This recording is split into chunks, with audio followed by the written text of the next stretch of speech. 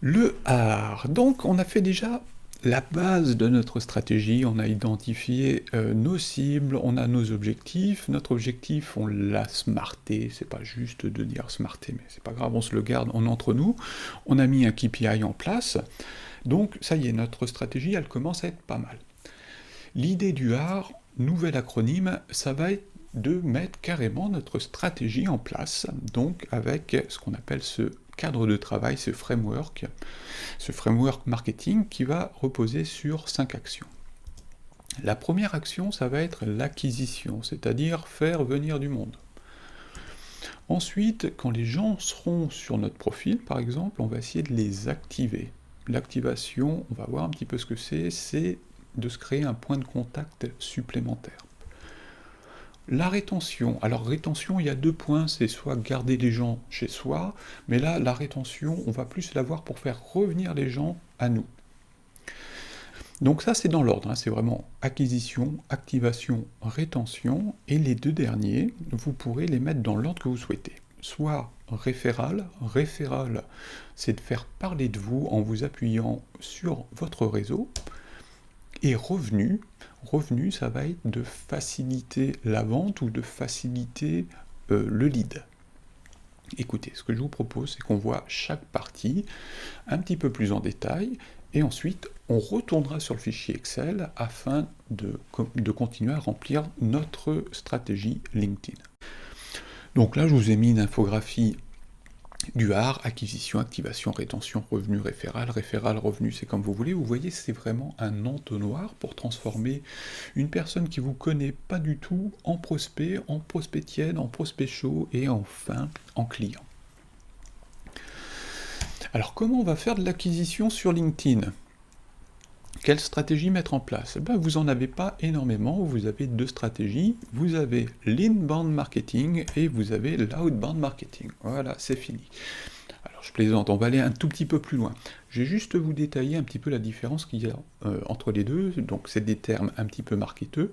Inbound, c'est les gens qui vont venir à vous. D'accord, vous avez fait un contenu, parce que la plupart du temps, l'inbound, ça sera du contenu. Ils vous ont découvert à travers l'inbound marketing, et voilà, ils viennent à vous, ils cliquent, ils viennent sur votre profil. L'outbound, c'est le contraire, c'est vous qui allez aller vers votre cible. Donc typiquement, vous allez faire de la publicité, ou quand vous allez faire vos demandes de connexion, vous allez faire de l'outbound marketing, pardon. Donc comment on fait de l'inbound marketing ? Comme je vous ai dit, ça sera surtout de la création de contenu, de l'optimisation de profil, puisque un profil optimisé va être retrouvable, désolé du terme, mais dans le moteur de recherche de LinkedIn, hein, une personne va chercher un type de profil. Si votre profil est optimisé, vous avez toutes les chances de ressortir sur sa recherche. L'outbound, comme je vous ai dit, ça sera des demandes de connexion ou un travail d'interaction que vous allez mettre en place. Alors ça ne sera pas les interactions qu'il y aura sur vos publications, c'est vous qui allez faire des interactions sur d'autres publications ou sur les gens qui ont interagi sur vos propres publications. Ça semble un petit peu compliqué, mais ne vous inquiétez pas, on va voir tout ça plus en détail après. Donc ça, c'est la première partie, on fait venir du monde chez nous. Le deuxième point, c'est que les gens, quand ils sont sur notre profil, on va essayer de les activer. Alors, à partir du moment où ils acceptent votre demande de connexion, vous les considérez comme activés. Les personnes vous suivent, elles sont activées. Mais l'idée, c'est d'essayer d'aller un tout petit peu plus loin et d'avoir un point supplémentaire de contact. Typiquement, ça serait bien d'avoir l'adresse mail. Alors, comment on fait pour avoir l'adresse mail ? C'est des choses qu'on verra. Alors, je vous fais beaucoup de promesses, hein, mais c'est des choses qu'on verra après, par la suite. Mais typiquement, ça va être de donner du contenu qualitatif en contrepartie des coordonnées de la personne. C'est ce qu'on appelle un lead magnet. Donc, c'est-à-dire un aimant à prospect.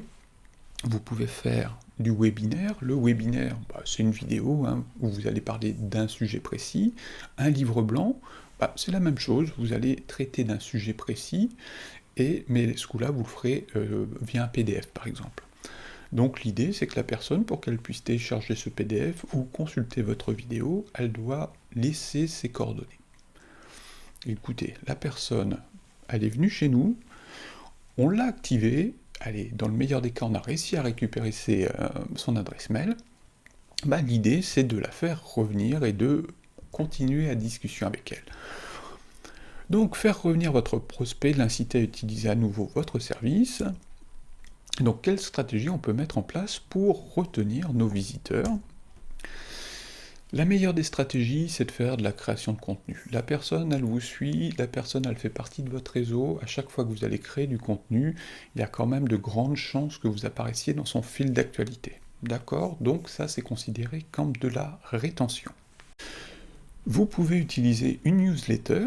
Alors, soit une newsletter interne à LinkedIn, vous pouvez activer la newsletter LinkedIn, ou si vous avez récupéré l'adresse mail de vos visiteurs, vous pouvez faire votre propre newsletter, et donc ça c'est pareil, c'est un travail de rétention, vous allez garder contact avec votre prospect.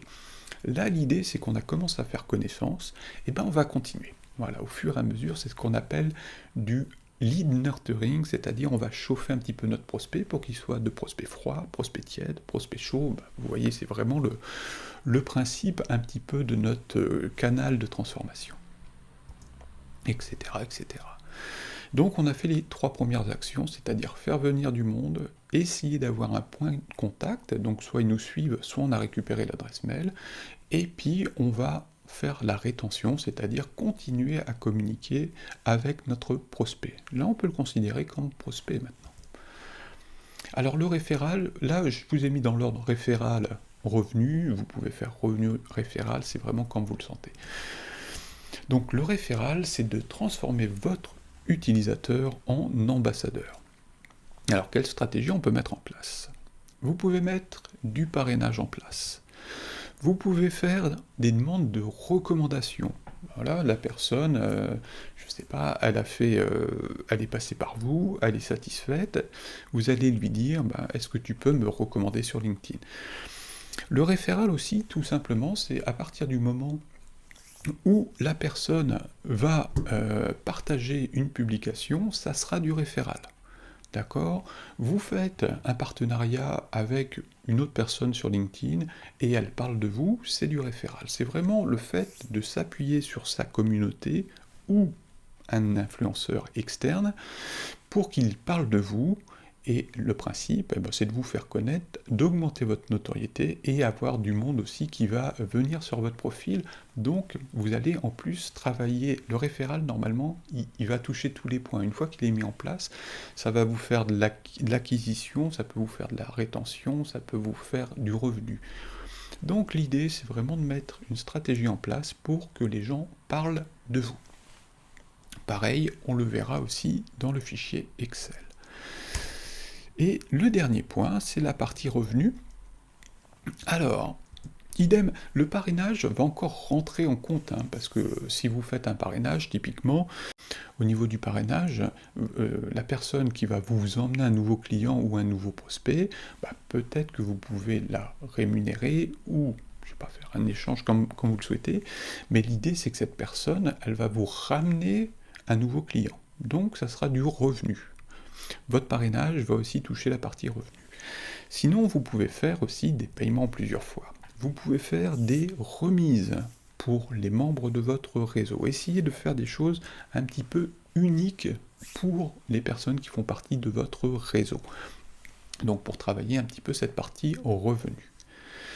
Écoutez, on a fait le tour, on a vu le art, donc c'est faire venir du monde à nous, d'accord, l'activer, c'est-à-dire qu'il accepte au moins notre demande de connexion, mais ça peut être aussi récupérer son adresse mail à travers un lead magnet. On va travailler la rétention, c'est-à-dire continuer à discuter avec, et ensuite on va travailler la partie référale, c'est-à-dire s'appuyer sur notre communauté ou des influenceurs extérieurs pour qu'ils parlent de nous. Et le dernier point, ça sera la partie revenu. On va mettre une stratégie en place. Alors, le terme revenu est un peu biaisé, parce que le revenu, en fait, c'est atteindre son objectif. Si notre objectif, c'est générer des leads, vous pourriez considérer que, voilà, obtenir un lead, c'est votre partie revenu, parce qu'après, c'est à vous de le transformer. Derrière, vous n'allez pas faire la transformation peut-être directement dans LinkedIn, vous la ferez peut-être après. Donc on a fait la partie art, donc ce que je vous propose, c'est qu'on aille un petit peu plus loin en allant sur le fichier Excel que vous avez déjà ouvert. On va continuer et on aura notre partie stratégie qui sera complètement terminée et on pourra passer à la partie profil. Voilà, je vous donne rendez-vous tout de suite sur le fichier Excel ou sur la prochaine vidéo.